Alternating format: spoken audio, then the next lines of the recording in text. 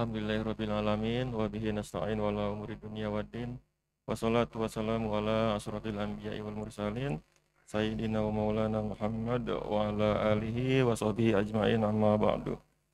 Puji syukur kita panjatkan kehadirat Allah Subhanahu wa taala dan salawat serta salam semoga selalu tercurahkan kepada baginda Nabi besar Muhammad sallallahu alaihi wasallam. Alhamdulillah Bapak Ibu jamaah sekalian, pada pagi hari ini kita dapat kembali berkumpul di Masjid Jami Bintaro Jaya dan telah melaksanakan ibadah sholat subuh berjamaah, dan selanjutnya akan kita lanjutkan dengan kajian rutin kita, kajian Sabtu ba'da subuh. Dan sebelum kajian dimulai ada beberapa informasi yang perlu kami sampaikan. Kajian hari ini yaitu kajian tafsir Al-Quran dengan tema menyikapi kebenaran Al-Quran bagian 3 bersama narasumber kita yang terhormat Bapak Dr. Kiai Haji Husnul Hakim MA. Alhamdulillah beliau telah berada bersama kita. Kajian ini juga dapat disaksikan secara langsung melalui channel YouTube MJBJ TV. Dan sebagaimana biasa, sebelum nanti kajian ditutup, pemateri kita akan menyampaikan materinya kurang lebih sekitar 45 menit. Kemudian akan ada sesi tanya jawab bagi para jamaah sekalian. Demikian, mudah-mudahan dapat dipahami, dan selanjutnya mari kita simak bersama materi yang akan disampaikan oleh guru kita kepada yang terhormat Bapak Dr. Kiai Haji Husnul Hakim MA. Waktu dan tempat dipersilakan.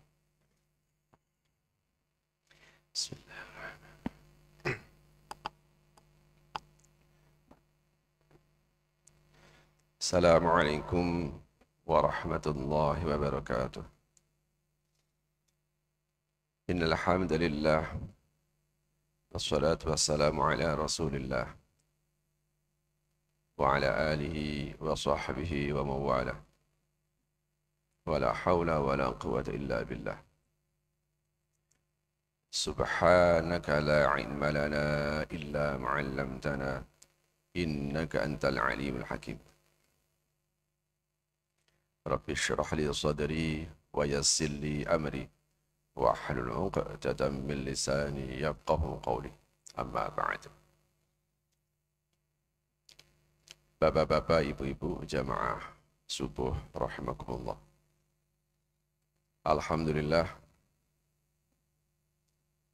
pagi hari ini kita bisa bermuajahah, bisa bertemu di tempat yang mulia, di Masjid Jami' Bintaro Jaya, di sebuah majelis yang mulia. Mudah-mudahan ini menjadi wasilah bagi kita semuanya untuk bisa mendapatkan kemuliaan yang sebenarnya di akhirat kelak. Amin ya rabbal alamin. Alhamdulillah, pagi hari ini kita masih diberikan kesempatan hidup oleh Allah Subhanahu wa taala. Alhamdulillah, kita awali hidup untuk hari ini dengan melaksanakan aktivitas yang kita yakini akan bisa memberikan manfaat. Tentu saja bukan saja manfaat di dunia, karena yang terpenting adalah manfaat nanti kita hidup di akhirat kelak. Jamaah sekalian, pada kesempatan pertemuan hari ini kita akan melanjutkan kajian dari Prof. Hamdani yang kebetulan ada berhalangan hadir, yaitu meneruskan kajian di surah Yunus ayat 99. A'udzu billahi minasy syaithanir rajim. Bismillahirrahmanirrahim. ولو شاء ربك لآمن من في الأرض كلهم جميعا أفأنت تكره الناس حتى يكونوا مؤمنين وما كان لنفس أن تؤمن إلا بإذن الله ويجعل الرجس على الذين لا يعقلون قل انظروا ماذا في السماوات والأرض وما تغني الآيات والنذر عن قوم لا يؤمنون فهل ينتظرون إلا مثل أيام الذين خلوا من قبلهم قل فانتظروا إني معكم من المنتظرين صدق الله العظيم بسم الله الرحمن الرحيم Walau syaa rabbuka, kalaulah sekiranya Tuhanmu mau, kalaulah sekiranya Tuhanmu berkehendak, la amana man fil ardi kulluhum jami'ah. Pasti semua penduduk bumi ini akan beriman. Afa anta tukrihun nas? Apakah kamu akan benci kepada orang lain? Apakah kamu akan benci kepada manusia hatta yakunu mu'minin, sampai si manusia itu mau beriman? Wa ma kana li nafsin an tu'mina illa biidznillah. Tidaklah satu jiwa, satu diri itu bisa beriman, tidaklah satu diri itu beriman illa biidznillah, kecuali dengan izin dari Allah Subhanahu wa ta'ala.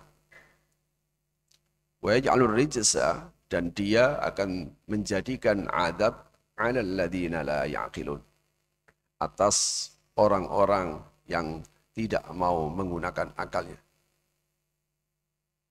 Qul inzuru, katakan, unzuru, cobalah perhatikan. Mada fis samawati wal ard, apa yang ada di langit dan di bumi. Wa ma tuhnil ayatu wan nudhr, ternyata ayat-ayat itu yang tersebar di alam raya, wan nudhuru, dan juga beberapa peringatan-peringatan, itu tidak ada manfaatnya. An qaumil la yu'minun, bagi orang yang tidak mengimaninya. Hal yantadiruna illa mithla ayyamil ladzina khalau min qablihim. Mereka tidaklah menunggu illa mithla ayyam, kecuali sepadan seperti hari-hari, illa mithla ayyamil ladzina khalau min qablihim, kecuali seperti hari-hari yang pernah menimpa umat-umat masa lalu. Qul, katakanlah wahai Nabi Muhammad, fantadiru, maka tunggulah, inni ma'akum minal muntadirin, sungguh aku sama-sama menunggu dengan kalian. Shadaqallahul azim. A'udzu billahi minasyaitonir rajim. Pada ayat 99 ini, ayat sebelumnya itu memberikan sebuah penjelasan. Kalaulah sekiranya satu penduduk negeri itu beriman, kenapa tidak penduduk negeri itu beriman? Sehingga imannya itu yang bisa memberikan manfaat. Sehingga imannya tadi itu bisa mengangkat adab yang menimpa mereka. Karena itu ayat ini semacam tasliyah. Tasliyah itu untuk menghibur jamaah sekalian. Bagi orang yang menasehati. Ketika kita menasehati orang lain kok enggak didengar, gimana perasaan Bapak? Pasti akan kecewa. Apalagi kita memberikan nasihat itu bukan sekedar untuk selamat di dunia, tapi agar dia itu selamat di akhir. Ternyata tidak mempedulikannya. pastilah kita akan kecewa. Apalagi Rasulullah, yang jelas-jelas beliau itu mendapatkan tugas untuk itu. Maka ayat ini merupakan sebuah teguran. Sekaligus memberikan hiburan kepada Rasulullah, kamu nggak usah merasa benci. Karena tugasmu itu hanya menyampaikan risalah. Kalau seandainya Tuhanmu mau, semuanya akan beriman. Jamaah sekalian rahimakumullah. Yang perlu kita pahami dari ayat ini adalah bahwa Allah itu tidak butuh oleh penghambaan, penyembahan hambanya, ini yang penting. Jadi jangan kepikir bahwa ketika orang itu kafir kemudian Allah itu rugi. Jangan pernah berpikir ketika orang itu kafir kemudian mengurangi kemuliaan Allah. In takfuru antum wa man fil ard jami'an fa innallaha ghaniyyun hamid. Ini ditegaskan di ayat yang lain. Ini diucapkan melalui lisan Nabi Musa. Wa qala Musa in takfuru antum wa man fil ard fa innallaha ghaniyyun hamid. Kata Nabi Musa kepada kaumnya, jika kalian kafir semua sama Allah, jika kalian gak mau syukur nikmat semuanya, jika kalian gak mau nyembah Allah semua, kok kalian semua penduduk bumi, in takfuru antum wa man fil ard jami'an. Jika kalian kafir dan seluruh penduduk bumi kafir semua, fa innallaha laghaniyyun hamid. Sungguh Allah ada zat yang maha tidak butuh terhadap atas penyembahan hambanya. Apa artinya? Penyembahan kita kepada Allah tidak akan menambah sedikit pun dari kemuliaannya. Allah tetap hamid, tetap terpuji. Karena kufurnya manusia itu juga tidak akan mengurangi kemuliaan dan kekuasaan dari Allah Subhanahu wa ta'ala. Karena memang Allah itu adalah qadimun azaliyun. Dan maha azali, dan dia sudah maha kuasa sebelum kekuasaannya itu bisa terjadi. Dia ada maha pencipta sebelum menciptakan semuanya. Dia adalah maha pemberi rezeki sebelum dia menciptakan makhluk untuk kasih rezeki. Karena itu, ini yang harus kita pahami lebih dulu. Bahwa Allah itu adalah zat yang mulia dengan segala sifat kemuliaan yang ada pada dirinya. Allah adalah ismul dzat al-wajibul wujud al-jami' li sifatil kamal. Allah adalah sebuah nama yang harus ada. Al-wajibul wujud. Yang di dalam nama itu terkumpul sifat-sifat yang mulia. Karena itu tidak ada satupun yang bisa mengintervensi Allah. Tidak ada. Nah, karena itu ayat ini untuk menegaskan bahwa kenapa Allah tidak menghendaki saja manusia itu beriman, kan lebih enak. Jamaah sekalian, manusia itu adalah bagian dari sekian banyak makhluk Allah yang dia ciptakan. Tapi jika kita bedakan dalam dua kategori, ada semuanya beribadah, semua beribadah kepada Allah. Alam tara annallaha yasjudu lahu man fis samawati wa man fil ard wasyamsu wal qamaru wan nujumu wal jibalu wasyajaru wad dawabu wa katsirun minan nas. Al-ayah di dalam surah Al-Hajj. Tidakkah kamu melihat bahwa telah sujud kepada Allah semuanya, baik penduduk langit, penduduk bumi, wasyamsu matahari, wal qamaru rembulan, wan nujumu bintang-bintang, wasyajaru wal jibalu gunung-gunung, wasyajaru pepohonan, wad dawabu dan juga binatang-binatang melata. Wa katsirun minan nas, dan juga kebanyakan dari manusia. Artinya manusia ada yang tidak sujud, ada yang sujud.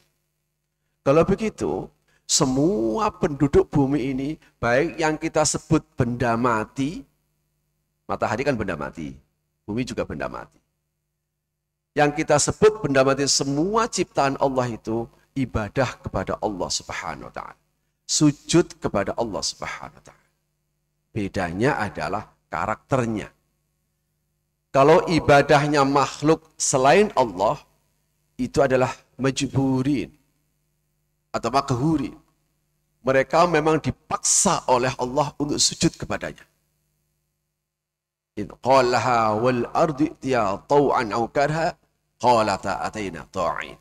Ketika Allah menciptakan langit dan bumi, kemudian Allah bilang kepada langit dan bumi, wahai langit dan bumi, sujudlah kamu kepadaku. Datang kamu kepadaku suka atau tidak suka. Loh gitu. Apa jawab mereka? Qalata ataina ta'in. Aku datang dalam keadaan suka. Itulah komitmen alam raya ini. Makanya tidak akan ada penyimpangan alam raya. Karena mereka dikendalikan oleh Allah dengan takdirnya. Dzalika taqdirul azizil alim. Inilah takdirnya. Sang maha perkasa lagi maha penyayang. Tetapi manusia ibadahnya itu bukan majburin. Bukan dipaksa. Yang namanya dipaksa itu berarti tidak memiliki kemuliaan. Kenapa manusia ibadahnya tidak dipaksa saja seperti alam raya, sehingga semuanya beriman, tidak ada yang kafir. Jamaah sekalian, manusia adalah makhluk ciptaan Allah yang paling mulia dari semua makhluk yang ada. Kira-kira di dalam bangunan piramida, maka manusia itu di puncak piramida ini dari semua ciptaan Allah. Tentu saja spesies ciptaan Allah itu begitu banyak dan berjumlah miliaran, tapi manusia berada di puncak ciptaan itu. Hatta malaikat sekalipun kalah dengan manusia. Makanya manusia disebut dengan ahsanut taqwim. Sebaik-baik ciptaan Allah. Tidak ada yang melebihi manusia kecuali sang maha pencipta itu sendiri, yaitu Allah Subhanahu wa ta'ala. Kalau gitu posisi manusia satu tingkat di bawah Tuhan. Sebagai ahsanut taqwim. Sebagai makhluk yang mulia, Allah tidak ingin kemuliaan manusia itu kemudian Allah tidak ingin memberlakukan manusia itu sebagaimana makhluk-makhluk yang lain. Sebagai makhluk ciptaan Allah yang mulia, maka Allah memberikan potensi-potensi dasar. Akal, qalbu, roh, nafsu, dan fitrah. Inilah potensi-potensi dasar yang dianugerahkan oleh Allah kepada manusia. Makanya ketika Allah menawarkan inna aradnal amata 'alas samawati wal jibali as-samawati wal ardi wal jibali fa abaina ay yahmilnaha. Ketika amanat untuk ngurus agama, ketika amanat untuk ngurus bumi dan seisinya ini diserahkan kepada langit, bumi, gunung-gunung, apa mereka? Fa abaina ay yahmilnaha. Mereka menolak untuk mengemban amanat ini. Kenapa? Karena potensinya tidak diberikan oleh Allah. Tapi wahamalhal insan. Kemudian amanat tadi itu diemban oleh manusia. Sayangnya innahu kana zaluman jahula. Sayangnya manusia itu banyak yang zalim, banyak yang bodoh dalam menyikapinya. Jamaah sekalian, karena itu Allah memberikan potensi-potensi dasar itu. Diharapkan dengan potensi dasar itu kemudian manusia bisa berpikir. Karena itu sejak awal manusia itu ditakdir oleh Allah sebagai makhluk yang ibadahnya adalah mukhtarin. Diberikan hak pilih. Kenapa? Sebagai makhluk yang mulia. Makanya ukuran kemuliaan dan tidak mulia itu biasanya diukur dari seberapa banyak kebebasan yang dia bisa ambil. Sebagai makhluk yang paling mulia, maka Allah berikan konsep mukhtarin, yaitu potensi untuk memilih. Kenapa Allah membiarkan seperti begitu? Ya karena memang Allah itu ingin agar ibadahnya manusia itu bukan atas dasar paksaan, tapi ibadahnya manusia atas dasar dengan mahabbah, atas dasar cinta. Saya yakin Bapak, Ibu, dan Saudara yang hadir di masjid ini bukan dipaksa. Sebab apa? Sebab Bapak, Ibu, bahkan Allah sendiri tidak memaksa Bapak, Ibu untuk hadir di sini. Sebab apa? Kalau dipaksa, pasti semua akan ibadah sebagaimana ketaatan langit bumi. Sebagaimana ketaatan matahari. Tapi nyatanya ada orang yang bisa menolak dari ketaatan ini. Kenapa? Karena manusia adalah makhluk yang bertanggung jawab. Karena makhluk-makhluk yang lain selain manusia ibadahnya adalah majburin, makanya mereka tidak memiliki tanggung jawab di hadapan Allah. Tidak dimintai pertanggungjawaban oleh Allah, meskipun aktivitasnya di dunia itu memberikan madarat kepada manusia. Misalnya, ketika bumi ini kemudian bergerak dan kemudian dia menjadi goncang, dan semua banyak manusia yang kemudian menjadi meninggal gara-gara gerakan bumi yang goncang tadi itu, dia tidak akan dimintai pertanggungjawaban. Gunung, ketika gunung itu meletus dan sekian banyak orang menjadi sengsara gara-gara dia tidak dimintai pertanggungjawaban. Kenapa? Karena dia makhluk majburin, dikendalikan oleh Allah. Kalau begitu, jika alam raya yang asalnya itu memberikan pelayanan pada manusia, jika alam raya ini adalah bersahabat kepada manusia, kemudian dia seakan-akan dia menghukum, ini bukan karena dia berubah dari takdirnya, tapi dia sedang menjalankan eksekusi sebagai eksekutor untuk memastikan, untuk menjalankan perintah Allah untuk menghukum manusia. Inilah yang di dalam logika saling keterkaitan itu Tuhan, manusia, dan alam. Selama manusia itu menunjukkan sikapnya yang baik kepada Allah, kepada Tuhan, maka Tuhan akan memerintahkan alam untuk melayani manusia. Jika manusia perilakunya itu tidak menunjukkan rasa syukur kepada Allah, maka Allah akan memerintahkan alam untuk menghukum manusia. Jamaah sekalian, karena itu kita harus memiliki pemahaman bahwa Allah sama sekali tidak butuh tentang hal itu. Karena itu agama ini tidak perlu dipaksakan. La ikraha fid din, qad tabayyana ar-rusydu minal ghayy. Tidak ada paksaan di dalam agama, karena sungguh telah jelas mana hidayah, mana kesesatan. Bismillah. Maaf.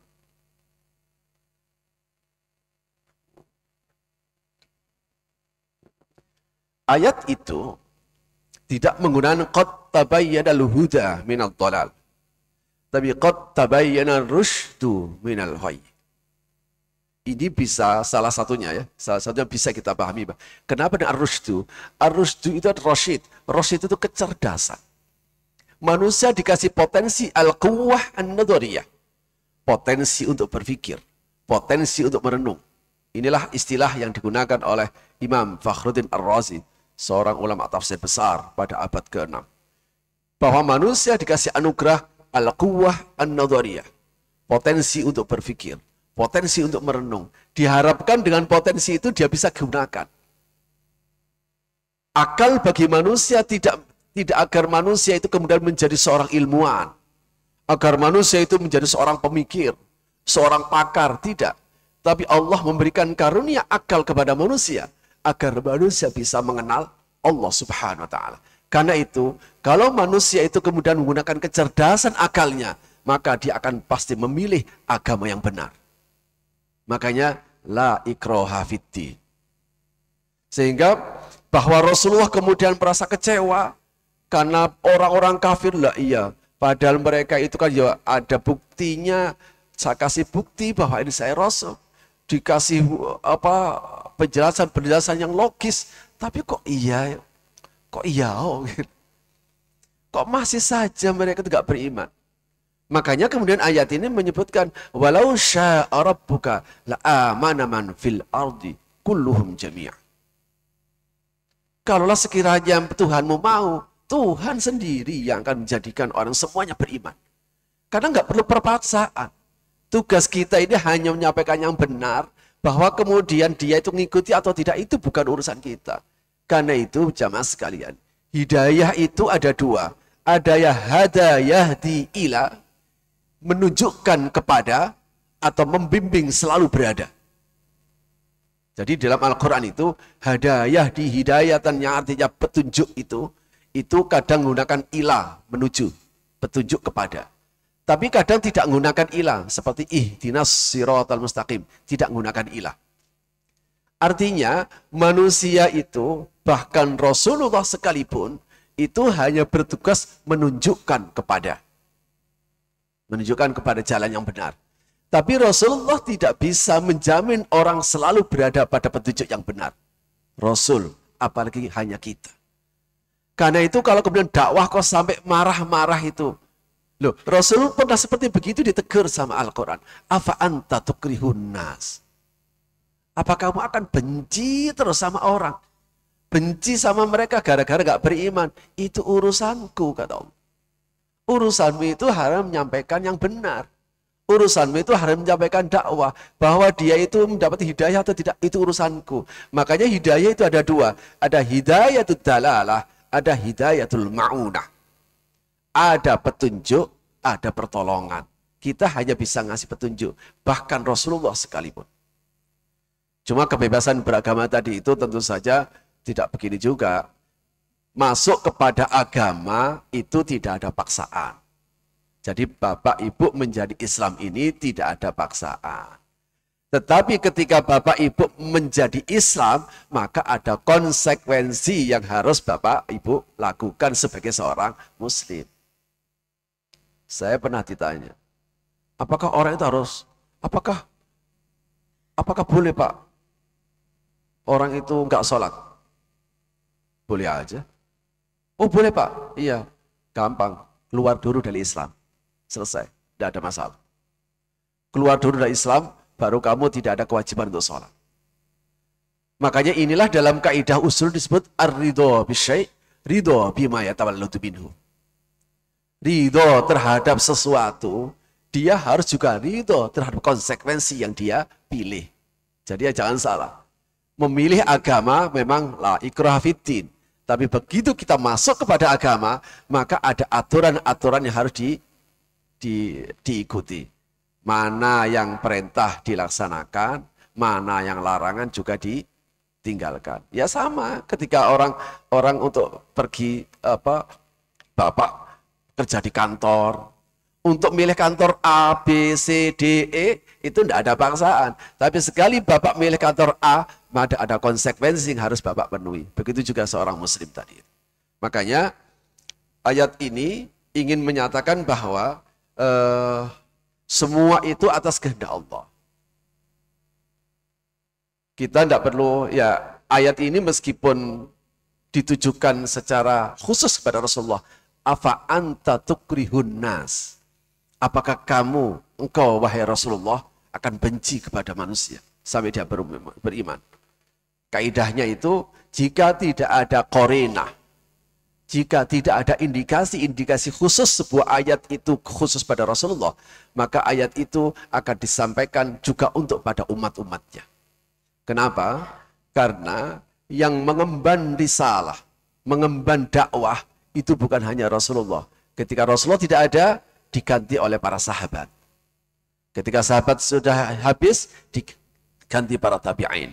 Tabi'in, terus sampai kita. Kita semuanya mengemban dakwah. Yaitu melanjutkan Rasulullah SAW. Karena itu, jamaah sekalian, aneh saja kalau atas nama mengajak kepada kebenaran, dia harus dengan cara-cara yang keras dan kasar. Karena itu tidak pernah dicontohkan Rasulullah. Karena namanya hidayah, dalam bahasa Arab itu adalah al-irsyad ilal haqqi bilutfin. Itu makna hidayah. Al-irsyad ilal haqqi bilutfin. Menunjukkan kepada kebenaran dengan cara yang persuasif. Dengan cara yang baik. Nah, ini sehingga dengan begini kita menjadi lega. Ya udahlah, yang penting saya sudah sampaikan bahwa kemudian dia mau nerima atau tidak, yaitu sudah urusan dia sama Allah Subhanahu wa taala. Makanya yang akan dinilai oleh Allah adalah bagaimana kita selalu berbuat dan memberikan satu amar ma'ruf nahi mungkar tadi itu. Ada sebuah ayat di dalam surat An-Nisa itu. Innal ladzina tawaffahumul malaikatu zalimi anfusihim qalu fima kuntum qalu kunna mustad'afina fil ard qalu alam takun ardullahi wasi'atan fatuhajiru fiha faulaika ma'wahum jahannam wa sa'at masira. Sesungguhnya orang-orang yang meninggal dalam keadaan zalim, tawaffatuhumul malaikah, dia dicabut nyawanya oleh malaikat dalam keadaan zalim. Kemudian terjadi dialog. Qalu fima kuntum. Kamu dulu itu gimana keadaannya kok bisa sampai zalim begini? Kamu memang nggak berbuat apa-apa ketika kamu hidup dulu itu. Mereka menjawab, qalu kunna mustad'afina fil ardh. Saya dulu itu mustad'afin, saya nggak bisa berbuat apa-apa, saya nggak berani mengatakan apa-apa, saya tidak bisa melakukan apa-apa. Di situ saya itu nggak bisa berbuat apa-apa, ya Allah. Apa jawabnya? Alam takun ardullahi wasi'ah. Bukankah bumi itu luas? Ketika kamu tidak bisa berbuat apa-apa di sana, ketika kamu tidak bisa menyuarakan kebenaran ketika kamu berada di sana, ketika kamu tidak bisa menegakkan keadaan ketika kamu berada di sana, ya kenapa tidak hijrah? Bumi ini luas. Fatuhajiru fiha. Pindah saja ketika kamu tidak bisa menjalankan agama dengan baik. Ketika kamu tidak bisa mendakwahkan kebenaran dengan baik. Ya pindah saja. Itu kata dalam dialog dengan Allah, dengan malaikat ketika mereka mati dalam keadaan zalim. Karena itu jamaah sekali, sebagai seorang muslim, kita punya tugas yang sama untuk melakukan amar ma'ruf nahi mungkar, untuk menyuarakan kebenaran Islam, untuk mengajak kepada kebenaran. Tetapi tentu saja tidak perlu harus dengan cara memaksa. Kita hanya menunjukkan yang benar, bahwa kemudian dia mau mengikuti yang benar. Inilah namanya hidayatul taufiq atau hidayatul ma'unah. Rasul saja ditegur oleh Allah. Afa anta tukrihun nas. Ya tentu saja seperti saya. Ketika ngajak orang lain kok nggak mau dengar, ya pasti saya sakit. Udah saya nggak mau di sana. Omonganku nggak ada yang didengar. Loh, soal didengar, nggak didengar kok. Jangankan kok orang kayak saya begini. Kayak Rasulullah itu aja bisa nggak didengar kok. Jadi makanya bisa mendengar dan menerima kebenaran itu sebuah anugerah yang besar, luar biasa. Wa ma kana li nafsin an tu'mina illa bi idznillah. Tidaklah seorang diri itu beriman kecuali atas izin dari Allah Subhanahu wa taala. Jamaah sekalian, jadi begini. Izin begini ini bukan berarti bahwa Allah itu memang memberikan fitrah kepada manusia untuk menerima Islam. Ya, faqim wajhaka lid-din hanifa, fitratallahi allati fatara an-nas 'alaiha. La tabdila li khalqillah. Secara fitrah manusia itu diciptakan sama, bahwa dia itu bisa menerima Islam. Bahwa kemudian fitrah yang dibawa dari lahir kemudian tidak sesuai. Apa yang dilakukan itu benar tidak sesuai, maka itu pasti ada faktor-faktor lain yang bisa mempengaruhinya. Karena itu melalui ayat ini, meskipun manusia, maksud begini, meskipun manusia itu punya fitrah untuk bisa menerima Islam, tapi fitrah itu potensi, Pak. Fitrah ini adalah potensi. Potensi ini bisa wujud sesuai dengan potensi yang dia bawa, tapi bisa saja tidak wujud. Bisa saja wujud tidak seperti potensi yang kita bawa. Karena itu, Allah perlu mengutus rasul-rasulnya. Untuk apa mengutus rasulnya? Untuk menjelaskan bil ayat al-mawjudah fil qad wa yunabbihul al-aqil. Untuk menjelaskan ayat-ayat Allah sekaligus untuk memberikan peringatan agar manusia mau berpikir melalui akalnya. Ayat yang semisal seperti begini Ini harus yang baca adalah orang yang menjalankan dakwanya. Maksudnya manusia yang membaca. Oh ya, memang orang itu beriman itu tidak mungkin beriman kalau Allah tidak mengizinkan. Nah, untuk apa? Sama dengan yudillu man yasha wa yahdi man yasha. Allah menyesatkan siapa saja yang dikehendaki dan berikan petunjuk kepada siapa saja yang dikehendaki. Ini bukan berarti bahwa kemudian orang itu bebas begitu saja, tidak begitu. Allah itu punya kehendak. Kehendak Allah ini adalah menyesatkan dan juga memberikan hidayah. Kalau gitu kuncinya di mana? Di Allah atau di kita? Kita yang pegang kunci. Kalau memang kita ingin bahwa kehendak Allah yang wujud adalah hidayah, maka tentu saja kita tidak menyesuaikan melakukan perilaku-perilaku yang menjadikan Allah kehendaknya yang wujud adalah hidayah.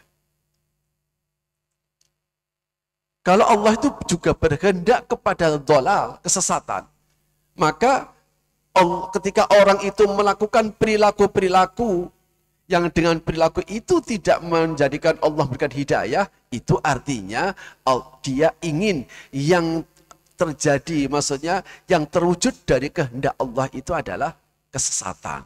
Itu maksudnya. Inilah dijelaskan oleh Imam Mutawalli Sya'rawi dalam tafsirnya. Makanya tidak ada seorang yang beriman kecuali atas izin Allah, tapi juga tidak ada orang kafir juga atas izin Allah. Artinya Allah itu menghendaki ada yang kafir dan ada yang mukmin. Allah punya kehendak untuk menjadikan orang itu mukmin dan kafir, sehingga manusia akan melakukan. Inilah diungkapkan oleh Al-Quran, walladzina ihtadaw zadahum hudaw wa atam taqwahum. Orang yang berusaha untuk memilih hidayah, zadahum huda wa atam taqwahum. Dia akan tambahkan hidayah itu. Innalladzina amanu wa amilus salihat yahdihim rabbuhum biimanihim. Sesungguhnya orang beriman dan beramal saleh, yahdihim rabbuhum biimanihim. Allah akan memberikan hidayah dengan menggunakan imannya dia itu. Nah, jamaah sekalian, karena itu ini ada apa itu? Penjelasan begini. Iyyakum an tafhamu anna ahadan yakhrujun an mulki illa bi iradati. Jangan sampai hati-hati, jangan sampai salah memahami bahwa tidak ada seorang pun yang bisa keluar dari kekuasaannya. Tidak ada seorang manusia pun yang bisa keluar dari kehendaknya. Kata Allah, fa'ana bi khalqi lau mukhtar. Saya punya kebebasan. Nah, saya punya kebebasan terhadap seluruh makhlukku. Maka ayat ini bukan untuk memberikan kebebasan manusia untuk memilih. Tapi ayat ini untuk menegaskan bahwa Allah itu punya kehendak yang mutlak, yang tidak bisa diintervensi oleh siapapun. Karena itu semua hal yang terjadi di alam raya ini adalah wujud dari kehendak Allah Subhanahu wa ta'ala. Ini menjadi representasi dari sifat-sifat Allah. Jamaah sekalian, Allah itu punya sifat yang sangat banyak. Dari semua sifat-sifat Allah, itu kalau dipisah dalam dua kategori, ada sifat Allah yang menggambarkan keagungannya, yang dimaksud dengan yang diistilahkan dengan sifatul jalal, al-qahhar, al-jabbar, al-muntaqim, sari'ul hisab, yang maha perkasa, yang maha kuasa, yang maha menyiksa. Wah, ini namanya sifatul jalal, sifat-sifat yang menggambarkan keagungannya. Tapi Allah juga punya sifat-sifat yang menggambarkan kelemah lembutannya, menggambarkan kasih sayangnya, yang dikenal dengan sifatul jamal, ar-rahman, ar-rahim, ar-razzaq. Karena itu semua yang terjadi itu sesungguhnya representasi dari sifat-sifat Allah. Anggap saja bahwa ketika kita berdakwah kok ada orang yang nggak mau mengikuti dakwah kita, kita sebut saja Allah sedang menunjukkan sifatul jalal. Sama ketika kita bekerja.